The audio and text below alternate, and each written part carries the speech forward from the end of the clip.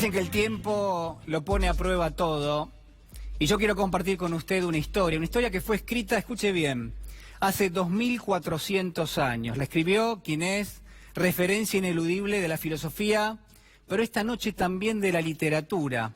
Hablamos de Platón, quien concibió en la madurez creativa de su carrera lo que conocemos como la alegoría de la caverna o el mito de la caverna.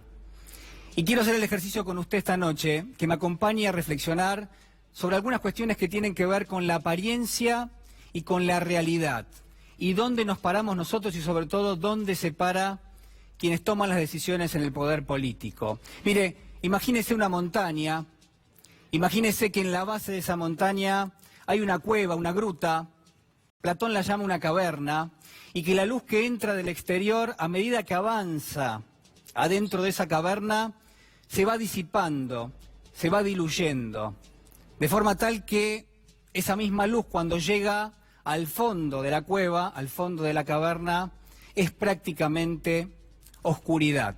Platón va a decir que la caverna es suficientemente grande para que vivan allí numerosas personas. De hecho, en el relato, Platón va a decir que hay viviendo en ese lugar un grupo de personas en condiciones bastante particulares. Escuche bien, ¿cómo están estas personas que viven en el fondo de la caverna? Viven mirando solamente a una pared, la pared que está en el fondo de esa caverna, y no pueden moverse. Están prácticamente prisioneros, están de alguna forma encadenados, solamente pueden mirar esa pared. La descripción que se hace da algunos datos más, por ejemplo, que muy probablemente esas personas nacieron allí y se criaron allí. ¿Qué hay detrás de ellos? Fíjese, están de espaldas a lo que es la entrada a esa caverna. Detrás de ellos lo que hay, dice Platón, es una fogata, es un fuego realmente muy importante. Y entre el fuego y estas personas que están de espaldas y están mirando a la pared del fondo, hay una especie de corredor. En ese corredor van y vienen caminando algunas personas que sostienen objetos sobre su cabeza. Van y vienen y de vez en cuando conversan entre ellos. La luz que emerge de esa fogata y que impacta sobre los objetos que llevan estas personas sobre su cabeza, termina proyectándose sobre la pared del fondo de la caverna. Vamos de nuevo. La luz que emerge de la fogata, la luz que emerge de ese fuego, se proyecta a través del impacto que genera en los objetos en el fondo de la caverna. Y lo que hay en el fondo de la caverna, obviamente, son sombras. Quienes viven en esta caverna y solo pueden ver esa pared del fondo, lo único que ven son sombras. Pero Platón va a decir algo más. Va a decir que los contornos, que las figuras que dibujan esas sombras no son exactamente iguales al objeto, y sobre todas las cosas va a decir que para esas personas esas sombras no son sombras, porque es lo único que conocen. Platón también va a decir en definitiva que las sombras son la apariencia y la realidad está en otro lado. La realidad está precisamente en esos objetos. Mire, piénselo conmigo, esas personas que nacieron en ese lugar y no vieron nunca nada que no sea una sombra proyectada en la pared, difícilmente pueden trazar la diferencia entre la apariencia y la realidad, porque para ellos la realidad es eso, es esa sombra que se dibuja en la pared. Recuerde que están encadenados prácticamente desde siempre, y podríamos decir algo más, que están habituados a esa dinámica, que están totalmente consustanciados con lo que son sus propias cadenas. Para ellos eso es totalmente normal, y además con esas sombras que se proyectan en la pared. Mire, yo quiero hacer este ejercicio con usted. La alegoría sigue, es realmente muy hermosa, se la recomiendo, y vamos a volver a ella en un minuto nada más. Pero quiero hacer este ejercicio con usted, quiero que piense conmigo y le propongo como una pregunta si usted quiere. Mire, ¿no se parecen quienes viven en el fondo de esa caverna a quienes forman parte del poder político en la Argentina, a quienes toman decisiones de características políticas, a quienes forman parte del poder ejecutivo, del Poder Legislativo en algunos asuntos, incluso del Poder Judicial, a quienes forman parte del poder fáctico que hay en la Argentina, ¿no son todos habitantes de esta caverna de Platón? Esa es la pregunta que quiero hacerle. ¿Cómo está la Argentina? ¿Cómo está el exterior de esa caverna? ¿Cómo estamos nosotros en ese exterior? Y la realidad nos golpea la puerta, no tiene más que revisar los títulos del día. Hay un aumento del 40% en lo que es la inseguridad alimentaria. Son más de 1 millón de chicos que tienen problemas para comer en nuestro país. Hay aumentos de luz, hay aumentos de gas, hay aumentos de transporte. La producción industrial cae casi 10% en la comparación interanual. La actividad económica que releva el INDEC para el mes de octubre da una contracción del 4%. Sube la pobreza, sube la indigencia. Y ahora se lo pregunto de esta manera. ¿Qué le pasa a aquellos que están adentro de la caverna? ¿Pueden gobernar desde el interior de una cueva a los que vivimos afuera? ¿Están aptos? ¿Ignoran lo que está pasando? ¿O hay una cuestión de soberbia de no querer ver lo que sucede en la Argentina? ¿Qué pasa con las sombras que están allí adentro? Para ellos son parte de una misma realidad. ¿Cómo se concibe lo que está pasando en materia de inflación en la Argentina? ¿Qué pasa con la pobreza nuevamente? ¿Qué pasa con la indigencia? ¿Qué es lo que se ve proyectado como una sombra sobre esa pared de la caverna? Para ellos uno intuye, y es solamente una intuición, la única realidad es esa. Es la que proyectan los objetos, pero no es lo que pasa en el exterior. Mire, le hago otra pregunta. ¿De qué están hechas las cadenas que mantienen al poder político adentro de esta caverna de Platón? ¿Son intereses particulares? ¿Están hechos de intereses con grupos corporativos? ¿Hay, en todo caso, compromisos políticos asumidos? ¿Hay grupos que han ayudado a este gobierno a ascender, a tomar el poder político y ahora es el poder político el que tiene que devolver esos favores? Ahí está, por ejemplo, lo que es el incremento indiscriminado de las tarifas en la Argentina. Le hago otra pregunta. ¿Hay una vocación de poder por el poder mismo? ¿De eso también están hechas las cadenas que sujetan a estos individuos que viven en el fondo de esta caverna de Platón?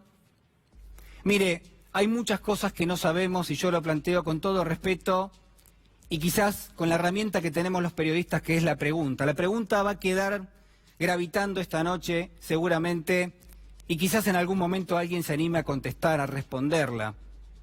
Pero lo que quiero decirles es que esto genera habitualmente una situación donde desde el poder político se asume como una cierta normalidad. El gobierno, en esa dinámica, desde adentro de la caverna, le pone el mote de normal a algo que empieza como a generar criterios de naturalidad, criterios que al gobierno le parece que son obvios, que son incontrastables en definitiva, que asumen un criterio de aceptación y de rechazo. Es el gobierno el que dice qué es lo que hay que hacer, toma las decisiones que cree que hay que tomar y dice quiénes tienen que cumplirlo, obviamente, y esto genera un falso sentido común.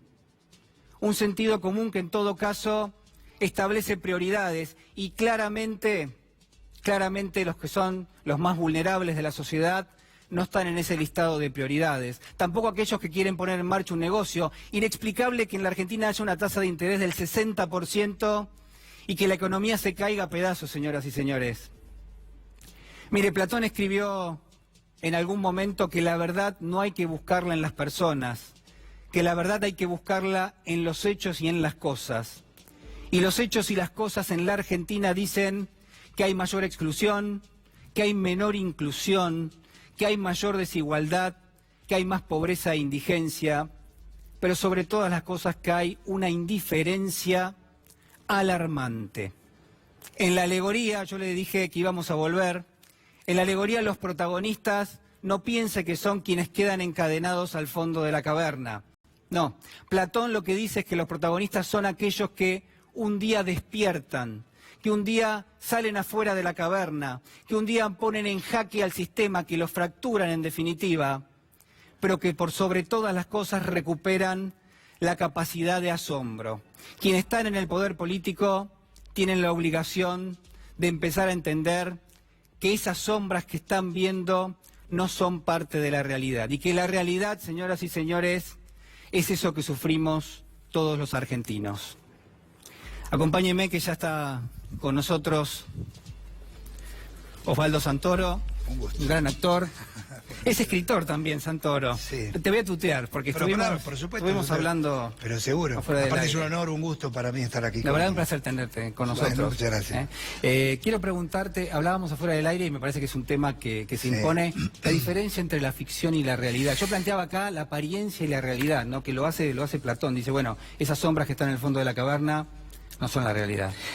Mirá, en los 4 años de concejal que yo cumplí el año pasado, justamente terminé mi mandato en el 2017, la realidad es que en forma obsesiva yo quise en cada discurso que se me planteaba, particularmente dirigirme a este tema seriamente, que es esa línea sutil, tan sutil que separa la ficción de la realidad, y donde la política, cuando confunde una cosa con la otra, empieza a errar el camino.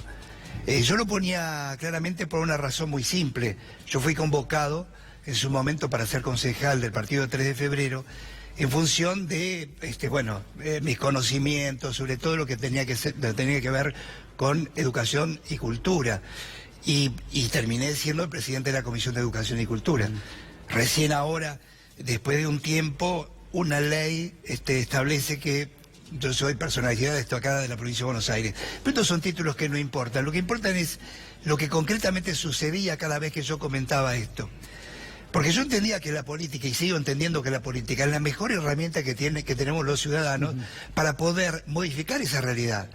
Pero si esa realidad se ve distorsionada como en la caverna y como vos decías, no se puede modificar nada. Es muy difícil modificar. Acá nosotros permanentemente estamos confundiendo ficción con realidad. Y cuando la ficción, porque la ficción es atractiva, porque es muy divertido escucharlo, y porque las narraciones son pegadizas y uno las cree, porque hay una tendencia del ser humano, y yo lo veo en el teatro cuando estoy actuando, el hombre que viene a ver una obra de teatro dice, tengo 2 horas para ustedes y las entrego. Y se entrega a él y dice, voy a creer lo que me están contando.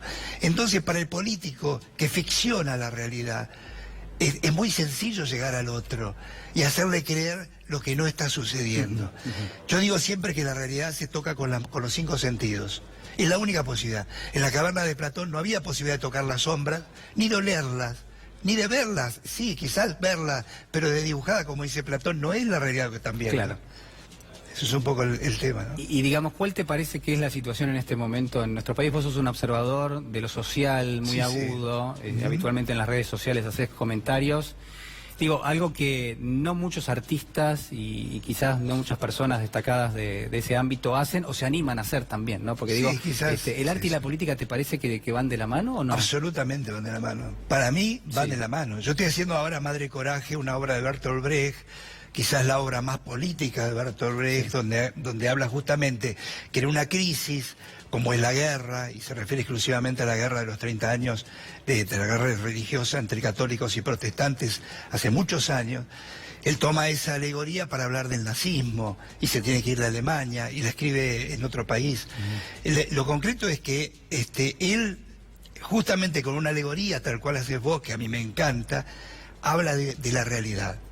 Él muestra desde la ficción la realidad. Es decir, ese comercio de Madre Coraje, aún perdiendo a sus hijos, en medio de una crisis, pensando siempre en el más, en la avidez, en la ambición, que yo creo que mata. En cualquier situación mata. La ambición, la gana de tener más, el crecimiento del poder, esto en última instancia hace caer lo hace caer de espalda a aquel que ostenta ese poder, porque la ambición es cada vez más y más, y esto lo vemos cotidianamente. ¿El artista no puede evadirse de la realidad en el momento de la creación, o en todo caso tiene que tener un cable a tierra siempre? El artista utiliza la realidad para trabajar.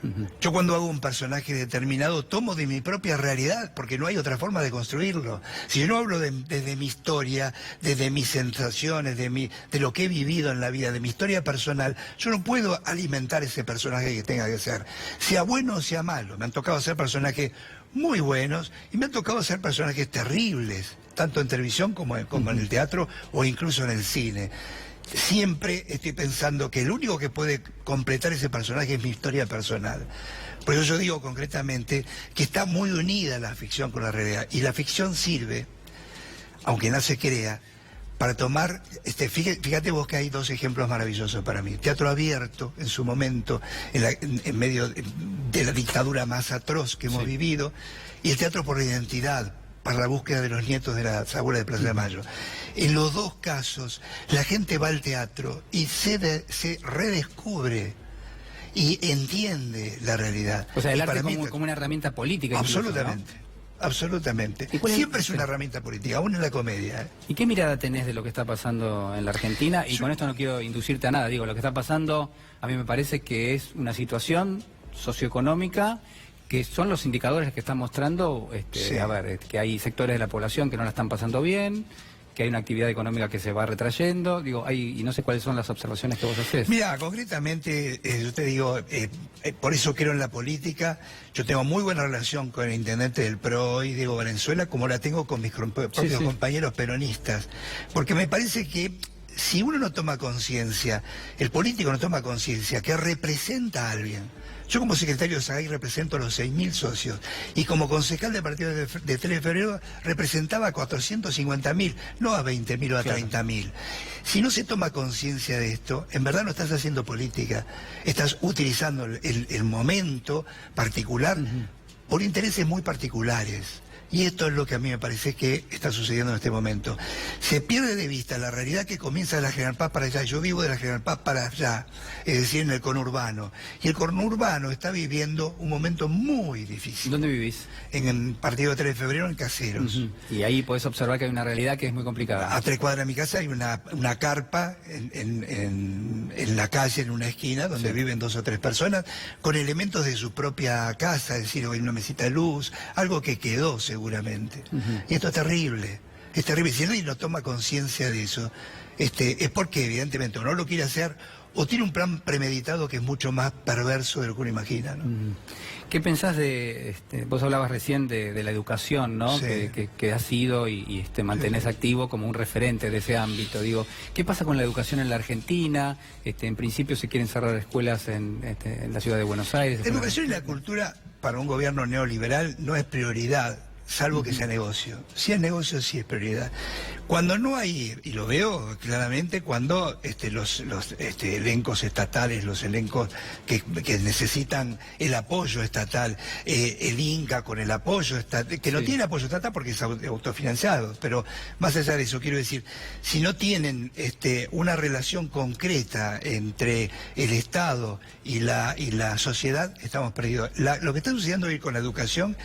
El otro día lo escuchaba a Nelson Castro, que me merece un gran respeto. No comparto ideológicamente, quizás con él ciertos aspectos, pero sí le dijo a la ministra de Educación del gobierno de la ciudad, las escuelas no tienen alumnos, busquen los alumnos.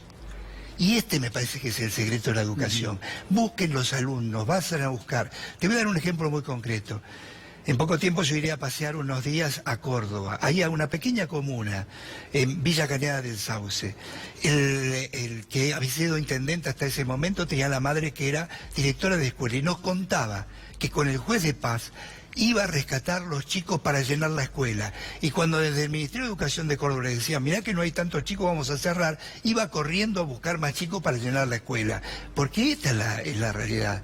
Esto es lo que hay que conservar y cuidar. La función del Estado es atender a aquellos sectores que son vulnerables, claro. Pero además ir a buscarlos, decís vos. Además ir a buscarlos, darles las posibilidades que se necesitan para que crezcan y para que sean igual a todos. Yo creo en una sociedad igualitaria. Creo en un capitalismo responsable, para ser más claro. ¿Somos más igualitarios o menos que hace unos años? Somos menos igualitarios. Y creo que la brecha se hace cada vez más difícil, más abierta, más grande, donde los que tienen mucho tienen más y los que tienen menos tienen cada vez menos. O sea, ¿no crees en la meritocracia vos? No, la meritocracia para mí no existe. No, la meritocracia no. Solamente viven la meritocracia aquel que va a un colegio privado muy caro y que entonces entre ellos compiten. Pero uno no puede competir con un chico que recién, que no tiene los recursos, por ejemplo, y que necesita esos recursos para crecer como el resto de los habitantes. O son menos, o sean de segunda clase, ¿no? ¿Qué pasa con lo que son algunos sectores, por ejemplo, lo que es los sectores medios? A mí no me gusta hablar de clase media en general, Sí. ¿no? Digo, pero aquellos que recibieron en algún caso una educación en un colegio público, que se hicieron camino, algunos llegaron a la universidad, otros no, Sí. pero que tienen que forjar el día a día y que lo que tienen son, yo creo que es el pagar tarifas más caras, tienen dificultades en lo que es la vida material, digo, ¿eso también lo estás viendo? Pero claro, claro. Y ahí es donde está todo el problema. Para mí, por ejemplo, las universidades que cumplieron y Sí. cumplen un rol muy importante deben ser alimentadas permanentemente para poder tener y buscar a esos alumnos para que crezcan ahí dentro. Vos decís Porque no menos universidades, sino más. más universidades, siempre. Cualquier país desarrollado busca tener más universidades. Aún aquellos lugares chiquititos de cualquier lugar del planeta está intentando armarse una propia escuela o una universidad para traer y convocar para que crezcan en el conocimiento. Yo soy, por ejemplo, astrónomo aficionado. Te doy mi caso personal. Como astrónomo aficionado me fui un autodidacta. Un día me gustó, miré por un telescopio, me pareció que esas estrellas de colores eran muy lindas, pregunté qué eran, averigué que de repente era en la constelación de la Cruz del Sur, entre Alfa y Beta, el joyero se llama, y son una serie de estrellas muy brillantes. Dije, quiero esto. Pero esto, yo no lo podía pagar. Pero entonces fui buscando en aquellos lugares que están habilitados para eso, sostenidos por los gobiernos. Ejemplo, la Asociación Amigos de la Astronomía del Parque Centenario. Uno de los tantos ejemplos, que se autofinancian con socios, pero también es cierto que el Estado los ayuda. Y este es el camino para mí.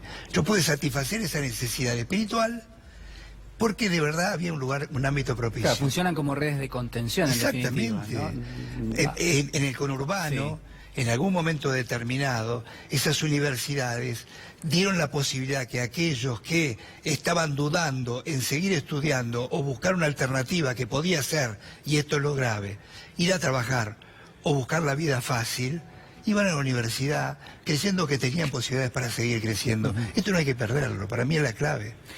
Osvaldo, te vi acompañando muy firme y muy fuerte lo que fue la denuncia del colectivo de actrices. Sí. Por los casos de abuso. 66% de las actrices sufrió algún tipo de acoso sexual durante su carrera. Mira, SAGAI, la sociedad de gestión del actor intérprete de nuestro país, que es la sociedad que soy secretario del presidente Jorge Marrale, tiene una comisión de género que ha hecho un estudio muy profundo, muy exhaustivo acerca de cuál es la condición, fundamentalmente de las actrices, porque evidentemente las actrices no cobran igual que los actores, porque de repente sufrían muchos acosos. Hay discriminación. Sí. Y de pronto empezamos a descubrir un mundo increíble. Sucede esto de D'Artés con Thelma Fardín, que esa chiquitita comenzó conmigo a trabajar haciendo Pequeños Fantasmas, una obra en la calle Corrientes en el 2001, en medio de una crisis enorme. Y ahí surge la estadística nuestra como un apoyo para toda esta realidad que de repente nadie quiere ver. Digo, que de repente uno dice, pero bueno, es la costumbre. Y me parece que esta ola verde, como la llamo yo, esta ola verde, está haciendo mucho beneficio a que todos tomen conciencia de que algunas cosas tienen que cambiar. Quizás no sean cambios rotundos, ni mucho menos, pero algunas cosas tienen que cambiar. ¿Va a llevar tiempo, decís vos? Sí, va a llevar tiempo. Va a llevar tiempo. ¿Y cuáles son los principales...? Y es mejor que lleve tiempo.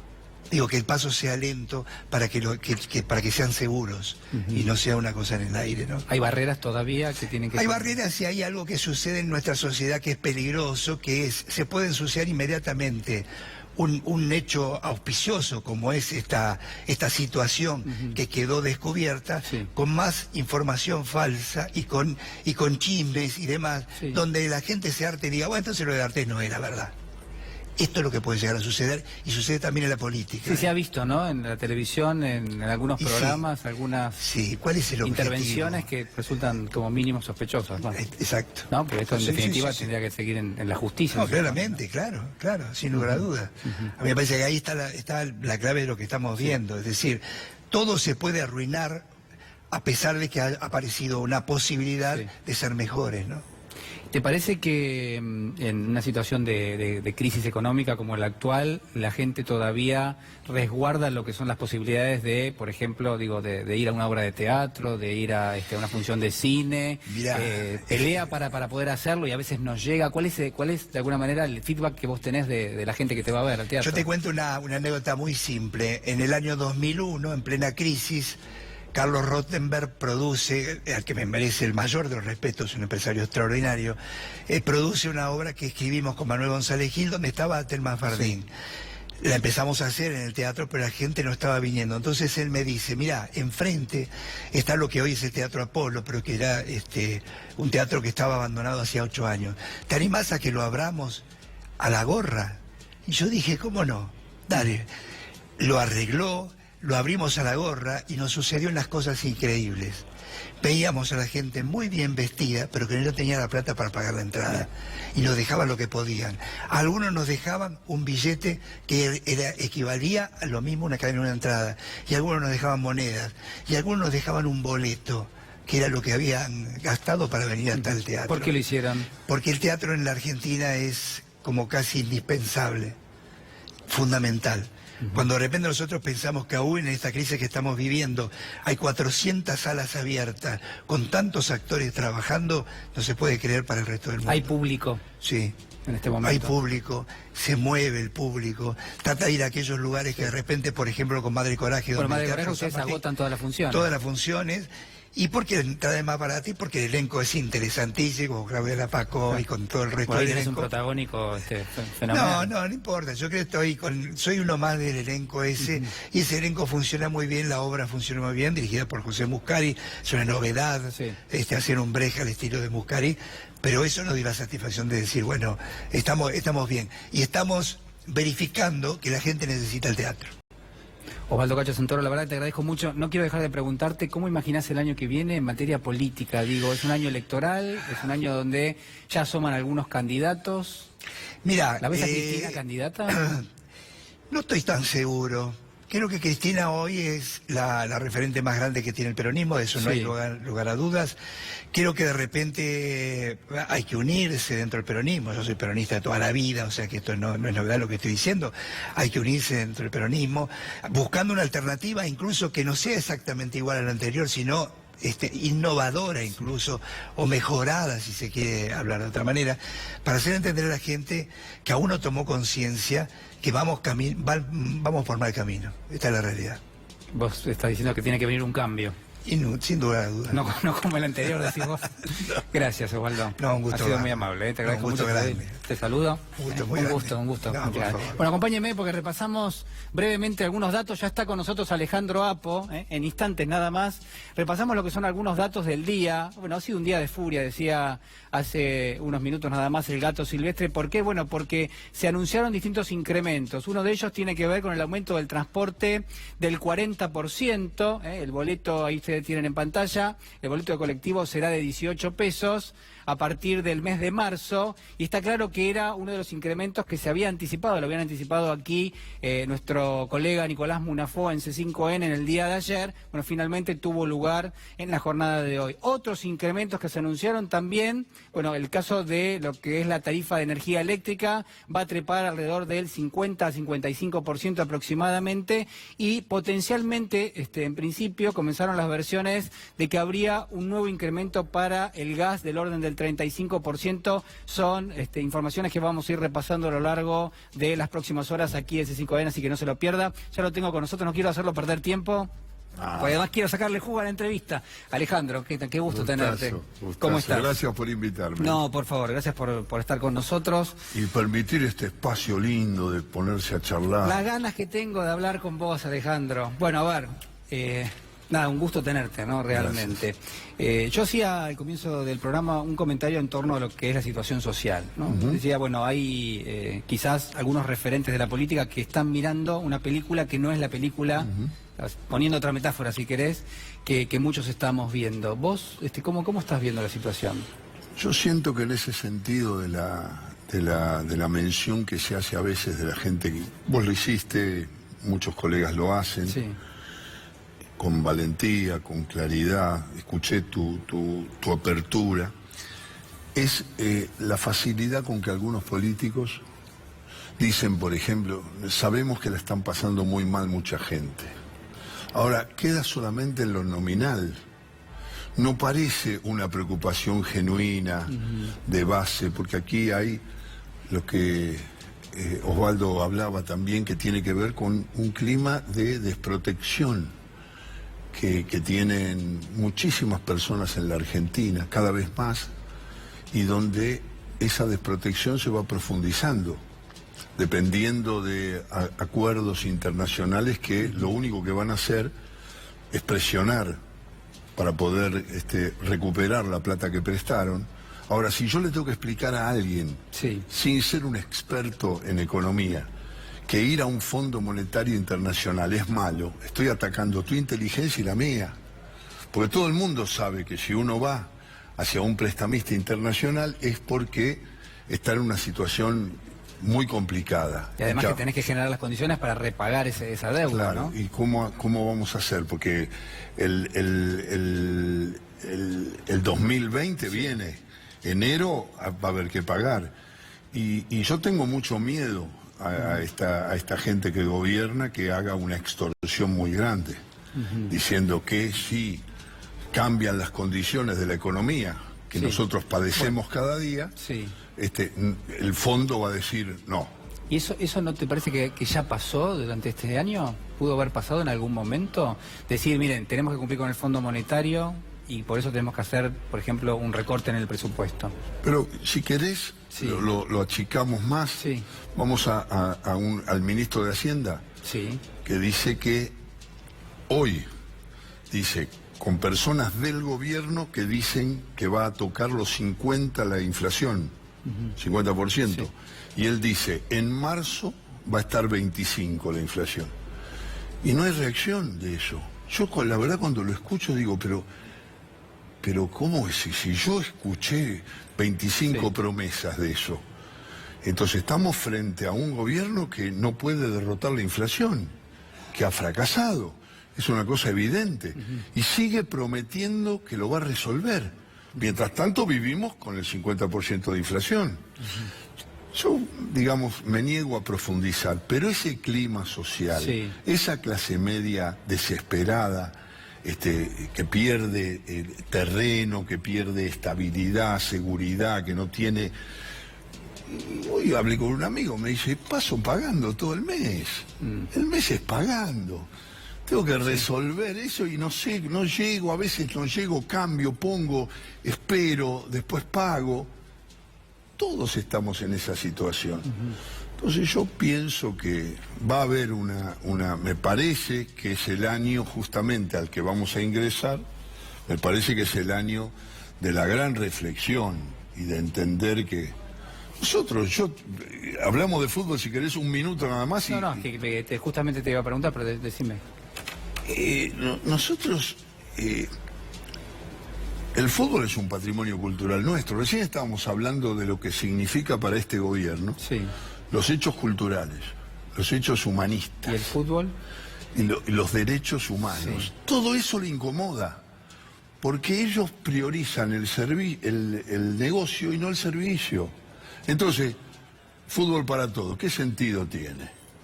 ¿Para qué vamos a pagar? Un colega dice, váyanse a Cuba a verlo gratis, el fútbol. Entonces yo digo, lógico, ¿dónde está el fútbol?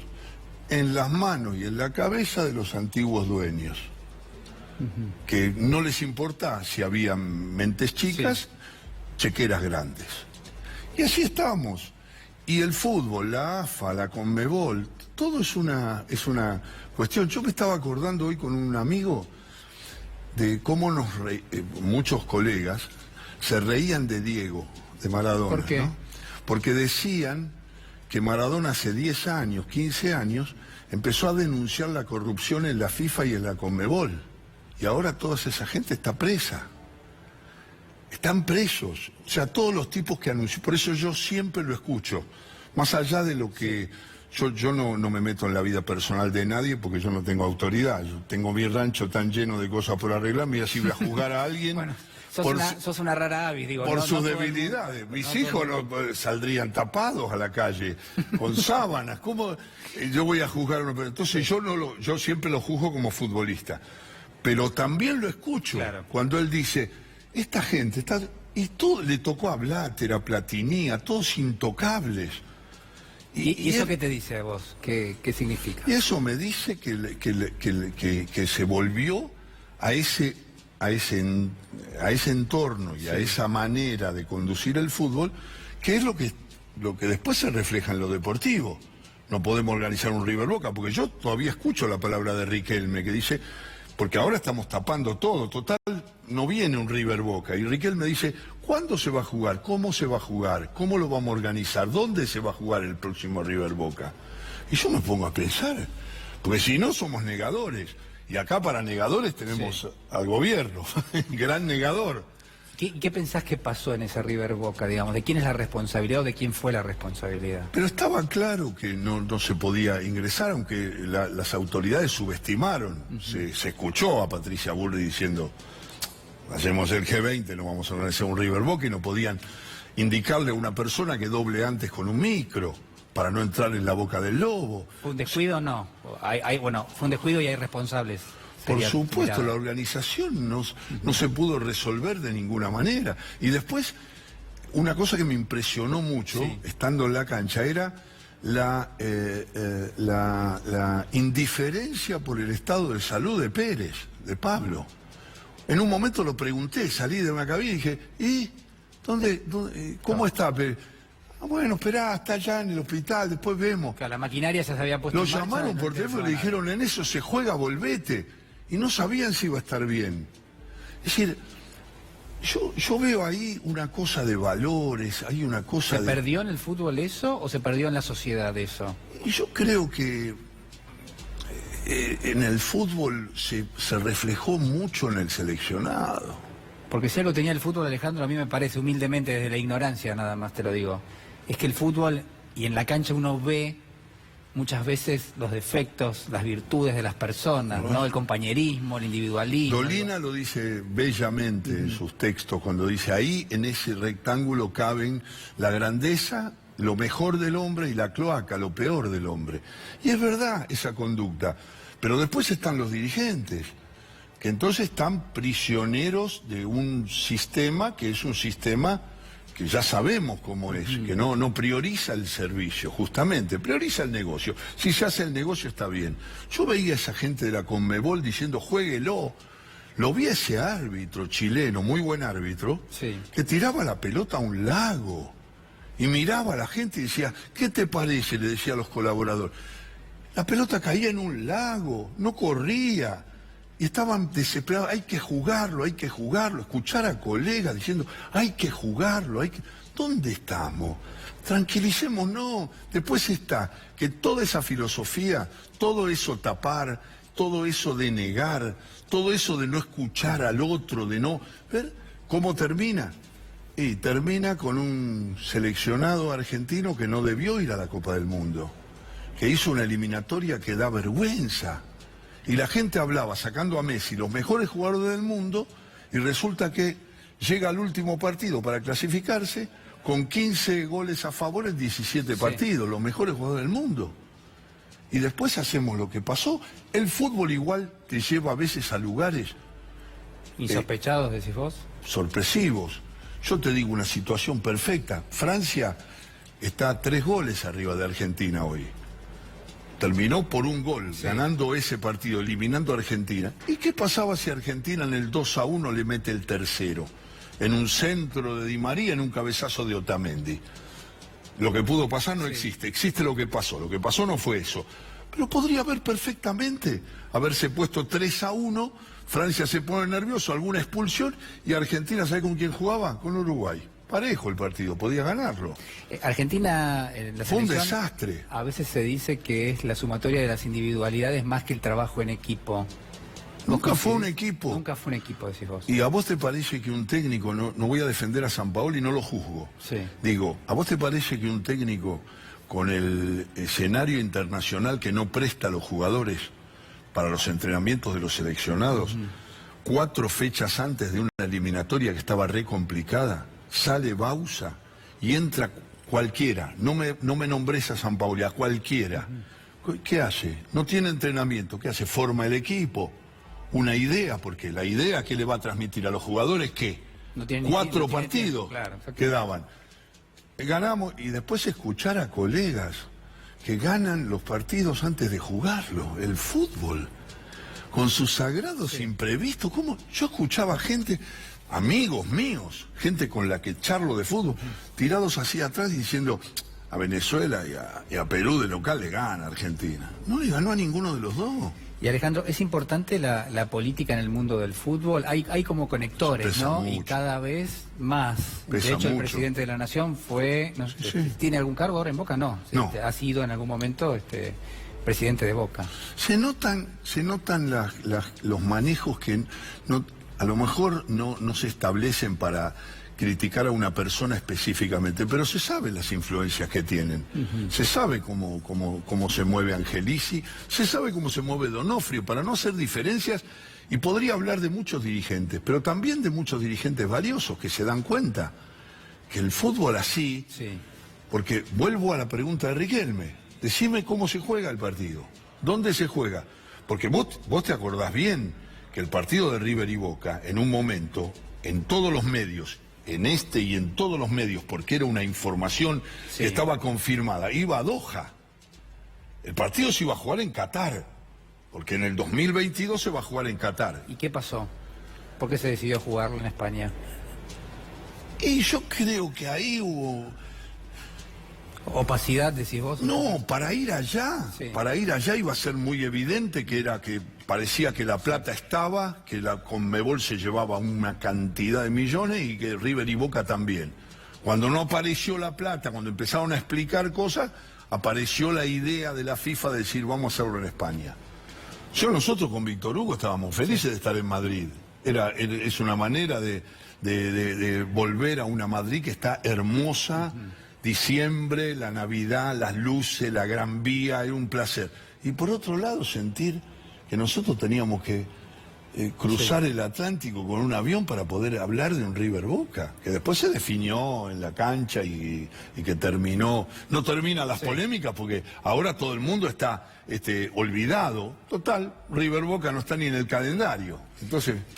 Me quedaría hablando de este tema mucho con vos, pero te quiero preguntar, cambiemos. gente querida, gente del medio que admirás, gente que recordás, tenés millones, pero si me tuvieras que decir 2 o 3... Primero tengo que nombrar a mi segundo papá y a mi maestro, que es Mario Truco, el gran comentarista de Fioravanti, que vive en Mar del Plata y que siempre que puedo y cuando estoy en Mar del Plata lo voy a abrazar porque me enseñó todo.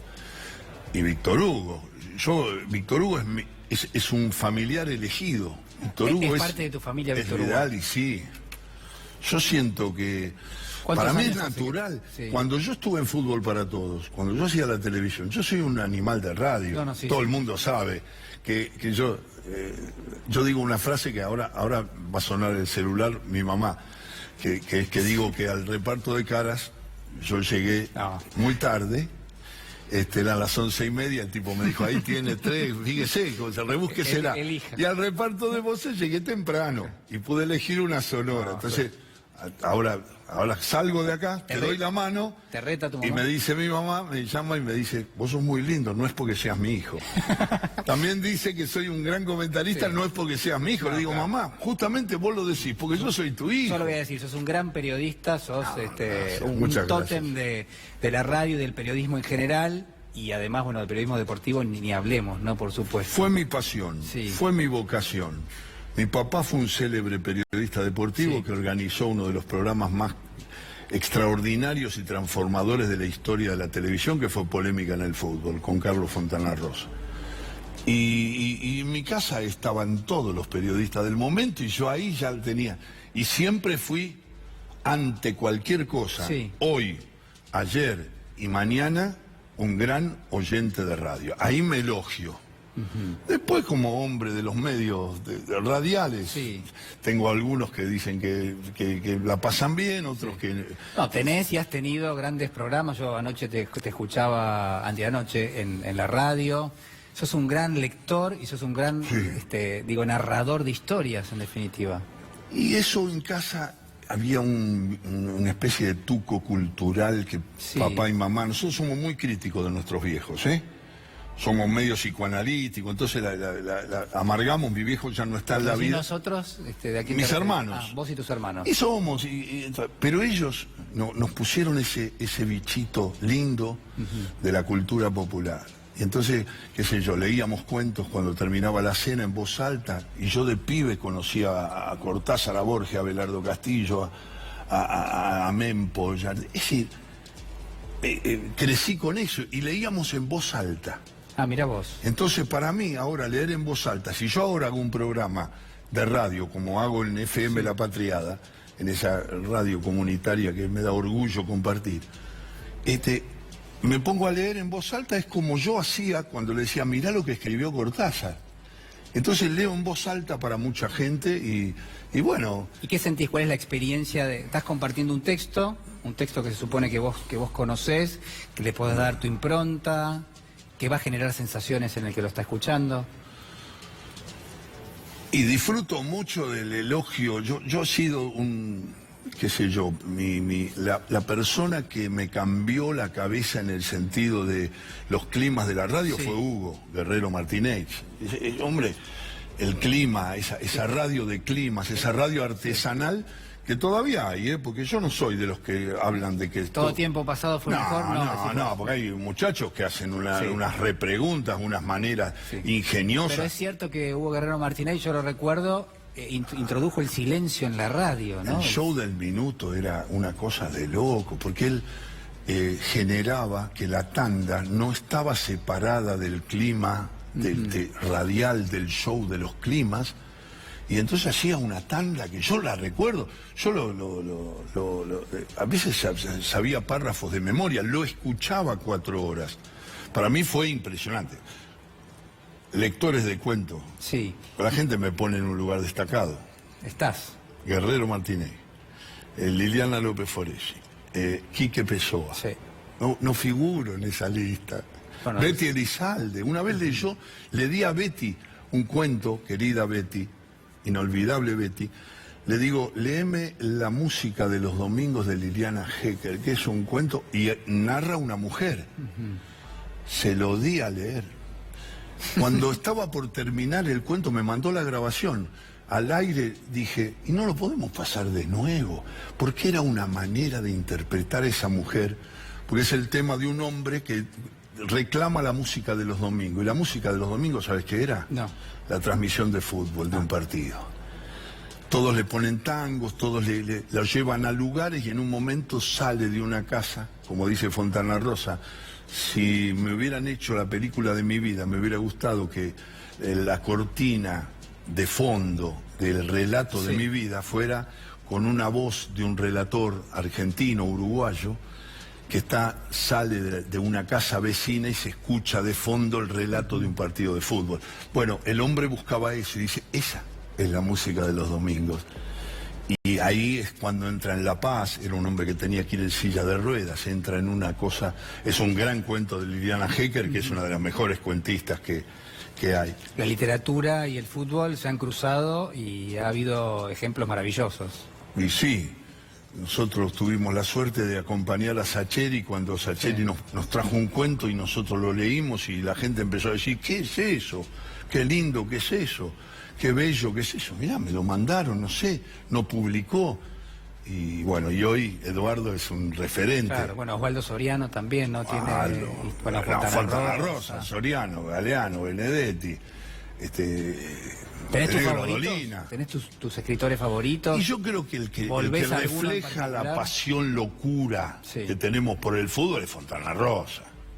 El que hace esas descripciones que hacen en sus cuentos maravillosos, pero el fútbol chacarero como Osvaldo Soriano, nadie. El penal más largo del mundo, Gallardo Pérez referí, son referencias excelentes. Esas canchas polvorientas... Barda del Medio, donde nunca ganó nadie. Claro. O sea, vos llegabas y el tipo te decía, ha perdido. Ahora juguemos el partido. Ahora, ya que estamos, juguémoslo. ¿Y te parece que ¿cuál es el sonido que tiene el partido de fútbol? ¿Se ve mejor en televisión? ¿Se ve mejor obviamente en la cancha? No, para mí es radio. ¿Es la radio? Yo que acompaño al más grande relator del planeta y sus alrededores, que es Víctor Hugo, por escándalo, yo digo, yo me acostumbré a él. Claro, yo conozco gente que baja el volumen del televisor y pone la radio. Claro, a veces está el delay, pero y yo disfruto del relato de Víctor Hugo. No, estuve con muchos relatores y muy buenos, porque estoy viejo, ya tengo 44 años de profesión. Opa. Muchos, empecé a los 19 y me encuentro con ese sonido que para mí es natural, es un sonido de mi infancia, es un sonido que me acompaña, que es el sonido de una transmisión. Ahora la integro, en algún momento me retiraré, pero para mí es eso, el fútbol es el fútbol por radio. ¿Y te parece que la profesión tiene que ir cambiando a lo largo del tiempo, a lo largo de los próximos años? El periodismo ha sufrido bastantes críticas, ¿no? Estamos en un momento horrible del periodismo deportivo. ¿Por qué decís? Y porque justamente es lo mismo. Es decir, ahora vale más una cosa que tenga que ver con lo accesorio y no con lo fundamental. Entonces, una reflexión no sirve. Yo voy a un programa, mañana, se organiza un programa en un canal. ¿Y qué me dicen? Peleate, pues si no...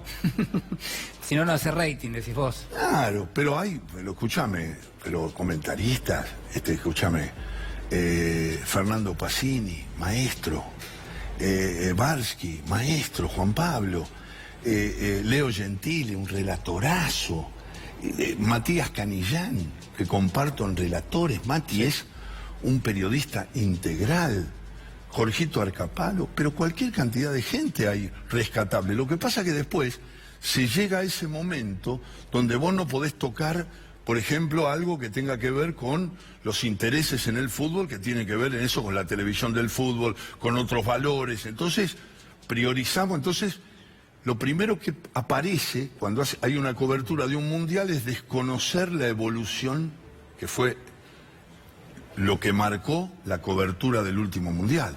El desconocimiento de la evolución de los otros seleccionados.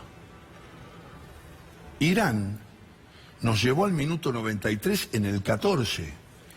Y hubo periodistas, pibes, muchachos, que decían, es una sorpresa, Irán, mundial loco. ¿Qué mundial loco? El fútbol cambió, Chipre no pierde más 7-0, pierde 3-1, Albania le gana a Portugal, Finlandia está arriba, Islandia está arriba, empata con Argentina. ¿De qué hablamos?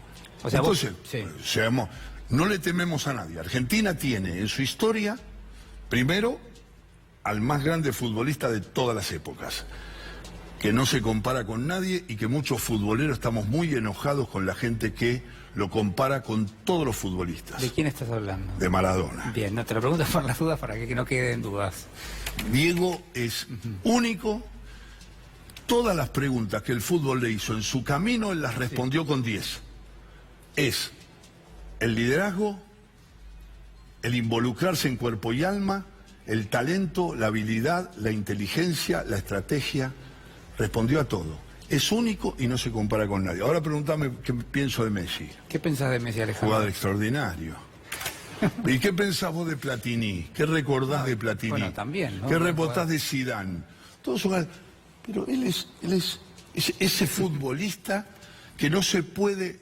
A nosotros, te digo la verdad, yo tengo un grupo de futboleros, nos ofendemos. Es el inventor de la pelota. No hagamos esas cosas, que estamos... No, pero ¿sabés que no? El otro día estuve discutiendo con un colega que respeto mucho, no lo voy a nombrar. Me dice, no, yo estuve viendo la final y no participa, no influye tanto en los partidos. Estuve viendo la final de Alemania en México. Le digo, Maradona no influía en el partido, lo pasaba por el medio. Listo, pero no nos quedemos en esas comparaciones. Vayamos arriba, porque hay muchos jugadores que aparecen. Más análisis. Y hay muchos jugadores que aparecen, y hay mucho fútbol para analizar lindo. También hay mucho fútbol feo, y también hay mucho fútbol, pero también aparecen jugadores que uno disfruta enormemente, hasta en el campeonato local cuando es tan criticado, porque a mí el campeonato español, yo te digo la verdad, Guarino, a mí, yo la verdad, sentarme a ver Barcelona-Leganés, No. Cuando le mete a Osasuna 9 goles en el primer tiempo, no, eso. Ya no. 50 años de fútbol español, decime cómo es la lista. Real Madrid, Barcelona, Real Madrid, Barcelona, sí. Valencia. Sí. Una vez el Cholo se les mete un poco, sí. Simeone con Atlético de Madrid. Alejandro, sos el último invitado del año de este programa Recalculando, que arrancó este año. La verdad que te agradezco mucho y tenemos muy poquito tiempo, pero quiero preguntarte un deseo para el año que viene. Yo creo en la capacidad de resistencia del pueblo argentino frente a situaciones adversas, pero también creo que todos tenemos que entender que no se puede tolerar la incomodidad y la agresión todos los días. Yo creo que hay que unirse, hay que saber que la unidad es lo único que va a generar que finalmente en el juego interminable de la democracia podamos sacar a un gobierno que para mí tiene una insensibilidad que acalambra. Así que espero que depongamos todo y después discutimos todo, pero nos tenemos que juntar para poder sacar a alguien del gobierno con los votos. Y eso no implica ningún deseo ni antidemocrático, ni agresivo, ni nada. Es política. Es política y es democracia y es apertura. Sí. Entonces, eso es lo que espero y siento que hay mucha gente muy valiosa. Y vos entrevistás a mucha gente muy valiosa que también abre caminos. Muchísimas gracias por estar con nosotros. Un honor enorme, ¿eh? Te agradezco a vos. Nosotros nos despedimos. Nos reencontramos el año próximo aquí en Recalculando en C5N. Muchísimas gracias.